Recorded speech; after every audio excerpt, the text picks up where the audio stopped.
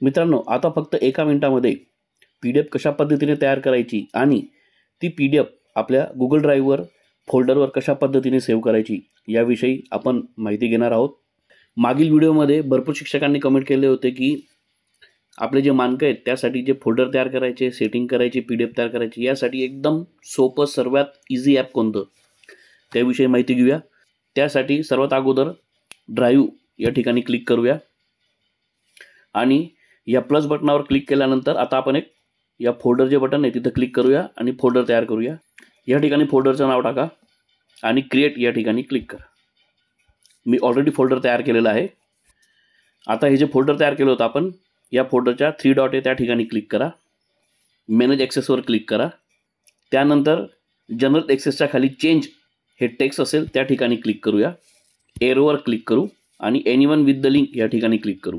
एक वेळेस फोल्डरची या पद्धतीने सेटिंग झाली त्यानंतर मग आता आपण PDF कडे वळूया। त्यासाठी आपलं जे ॲप आहे ते आपण ओपन करूया। ॲपचे नाव आणि लिंक मी डिस्क्रिप्शनमध्ये दिलेलं आहे, आपण तिथून ते लिंकद्वारे डाउनलोड करू शकता। आता या ठिकाणी कॅमेऱ्यातून आपण फोटो काढून सुद्धा डायरेक्ट PDF तयार करू शकतात किंवा गॅलरी या ठिकाणी क्लिक करून मोबाईलमध्ये जे आपले सेव्ह फोटो असतात ते सिलेक्ट करून सुद्धा PDF तयार करू शकतात। मी इथं गॅलरीला क्लिक करतो। आता या ठिकाणी फॉर एक्झाम्पल आपण मानक क्रमांक 1 यासाठी मी हे 4 फोटो सिलेक्ट केलेत। ओके, आता या डन या ठिकाणी क्लिक करू। इथं खाली 2 ऑप्शन दिसतील, ओपन PDF आणि शेअर PDF। सर्वात अगोदर आपण हे जे क्लोज बटन आहे वरती पेजच्या या ठिकाणी क्लिक करूया।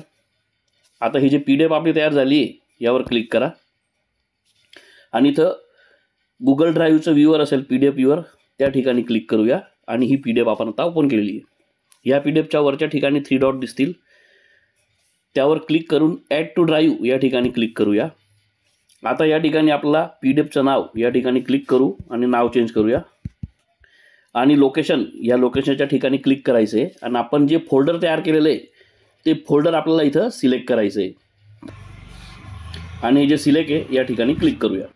आता आपलं PDFचं नाव पण चेंज झालं आणि फोल्डर पण सिलेक्ट झालेलं आहे।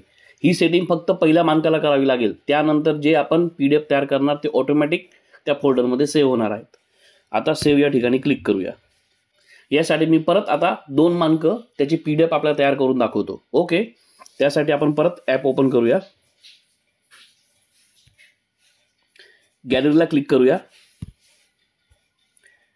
आता मानक क्रमांक 2 साठी मी 5 इमेज सिलेक्ट केला, डन या ठिकाणी क्लिक केलं। या ठिकाणी शेअर PDF या ठिकाणी आता क्लिक करायचं आहे। आता जे ऑप्शन्स आपल्याला दिसतील त्यामध्ये इथं खाली ड्राईव्ह ऑप्शन दिसणार आहे, पण त्याला क्लिक न करता इथं बघा आपलं जे फोल्डर आहे ते फोल्डर दिसतंय, त्याचं नाव दिसतंय SQAAF आणि त्या खाली बघा आपल्याला गुगल ड्राईव्हचं सिम्बॉल दिसत आहे, म्हणजे गुगल ड्राईव्हवरील फोल्डर आहे त्याचं डायरेक्ट आपल्याला लिंक इथं दिसत आहे।